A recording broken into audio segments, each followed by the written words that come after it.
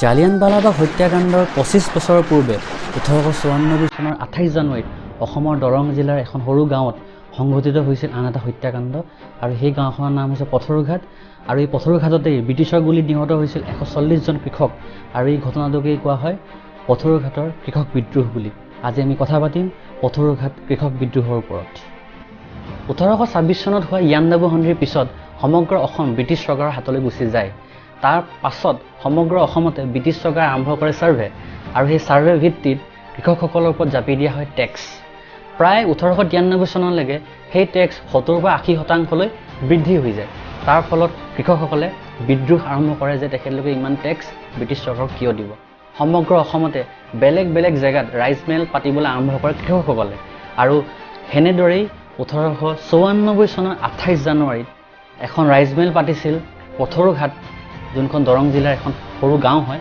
তাত হাজাৰ হাজাৰ কৃষকে একগোট হৈ এখন ৰাইজমেল পাতিছিল আৰু সেই ৰাইজমেল পতাৰ খবৰ পাই সেই সময়ৰ দৰং জিলাৰ ডিষ্ট্ৰিক্ট এডমিনিষ্ট্ৰেশ্যনৰ DC JD এণ্ডাৰছন আৰু SP বেৰিংটন পথৰুঘাটত গৈ উপস্থিত হয়।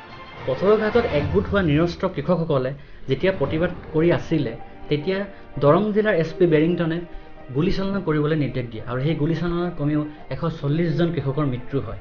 ১৯০৫ চনত BC এলেনৰ দ্বাৰা সম্পাদিত এখন বাতৰি কাকতত প্ৰকাশ হয় যে সেই গুলীচালনাত কমেও ১৫ জন কৃষকৰ মৃত্যু আৰু ৩৭ জন কৃষক আহত হৈছিল, যোনটো একেবাৰে মিছা হয় কাৰণ পথৰুঘাটত ১৪০ জন কৃষকৰ মৃত্যু হৈছিল আৰু কমেও ১,০০০ কৃষক আহত হৈছিল।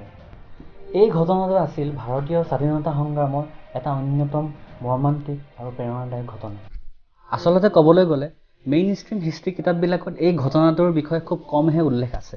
আচল কথাটো হ'ল এনেকুৱা ঘটনাবিলাক উল্লেখ থাকিব লাগে, সমগ্ৰ ভাৰতৰ মানুহে গম পাব লাগে, কাৰণ ১৮৯৪ চনৰ ২৮ জানুৱাৰীত ১৪০ জন কৃষকে নিজৰ প্ৰাণ আহুতি দিছিল দেশৰ কাৰণে, দেশৰ স্বাধীনতাৰ কাৰণে। আৰু এটা কথা, আজি এখন ভাৰত এখন ডেম'ক্ৰেটিক কাণ্ট্ৰি আৰু এই কাণ্ট্ৰিত আমি ইমান যে ৰাইট পাই আছোঁ এইবিলাক মাত্ৰ আমাৰ পূৰ্বপুৰুষসকলে কৰা কষ্টৰ কাৰণে।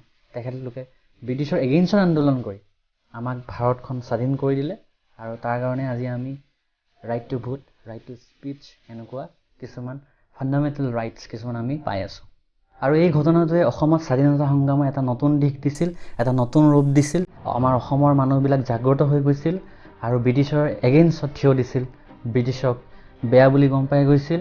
আপুনি যদি কেতিয়াবা পথৰুঘাটলৈ যায় তাত দেখিব এটা মেমৰিয়েল স্থাপন কৰি দিয়া হৈছে আৰু সেই মেমৰিয়েলত ১৪০ জন কৃষকৰ নাম লিখা আছে।